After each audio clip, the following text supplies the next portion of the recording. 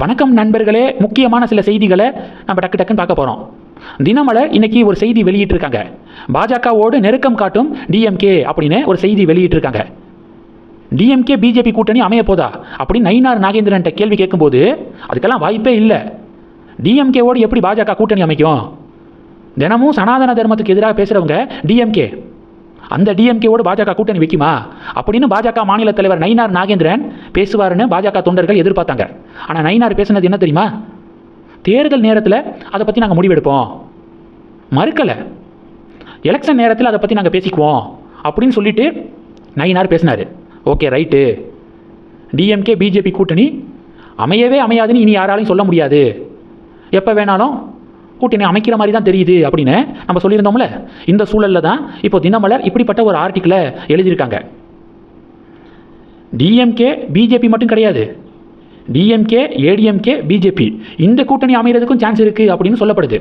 ஏன்னா டிஎம்கே பார்த்தீங்கன்னா கூட்டணி கட்சிகளை 1 by 1 இழந்துக்கு இருக்காங்க. டிஎம்கேவோட கூட்டணியில் இருந்தவங்க 1 by 1 வெளியில் போய்க்கு இருக்காங்க. இந்த பிரச்சனையை டிஎம்கே சந்திக்குது. ஏடிஎம்கே சொந்த கட்சிக்காரங்களே ஏடிஎம்கேலேருந்து விலகி இப்போ டிவிகே பக்கம் தாவிக்கு இருக்காங்க. எம்எல்ஏக்களே இந்த பிரச்சனையை ஏடிஎம்கே சந்திக்குது. வருங்காலம் பார்த்தீங்கன்னா அண்ணாமலையா விஜயா அப்படி தான் ஷிஃப்ட் ஆகும் அப்படின்னு பலர் சொல்கிறாங்க. ஸோ இதன் காரணமாக இதை சமாளிக்கிறதுக்கு டிஎம்கே ஏடிஎம்கே பிஜேபி இந்த கூட்டணி அமைவதற்கு சான்ஸ் இருக்குது அப்படின்னு சொல்லப்படுது. எந்த கூட்டணி அமைச்சாலும் திராவிட கட்சிகளுக்கு இனி தமிழகத்தில் வேலை கிடையாது. அண்ணாமலை அதிரடியான அரசியலை அவர் முன்னெடுக்க ஆரம்பித்தா டிவிகேவா அண்ணாமலை இயக்கமா அப்படிங்கிறது மட்டும்தான் காம்படிஷனாக இருக்கும் அப்படின்னு சில எக்ஸ்பர்ட்ஸ் சொல்கிறாங்க. பொறுத்திருந்து பார்க்கலாம். இப்போது உதயகுமார் என்ன சொல்லியிருக்காரு தெரியுமா?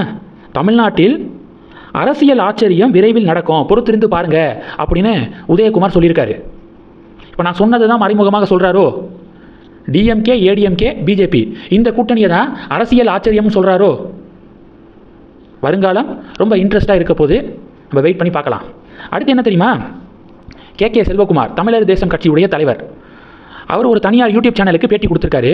அதில் என்ன சொல்லியிருக்காருன்னா, அண்ணாமலை கட்சி ஆரம்பித்தா டெஃபினட்டாக தமிழர் தேசம் அண்ணாமலை அழைத்தால் ஆதரவு கொடுக்கும் அப்படின்னு கே செல்வகுமார் பேட்டி கொடுத்துருக்காரு. அதில் நயினார் நாகேந்திரன் முருகன் மீது ஒரு குற்றச்சாட்டை கே செல்வகுமார் முன் வச்சிருக்காரு. அது என்ன தெரியுமா? இந்த 2 பேரும் ஃபோன் பண்ணாலே அட்டன் பண்ண மாட்டாங்க. ஒரு கட்சியுடைய தலைவர் எனக்கே இந்த நிலைமைனா சாமானிய மக்களுடைய நிலைமை என்ன அப்படின்னு சொல்லிட்டு கே செல்வகுமார் பேசியிருந்தார்.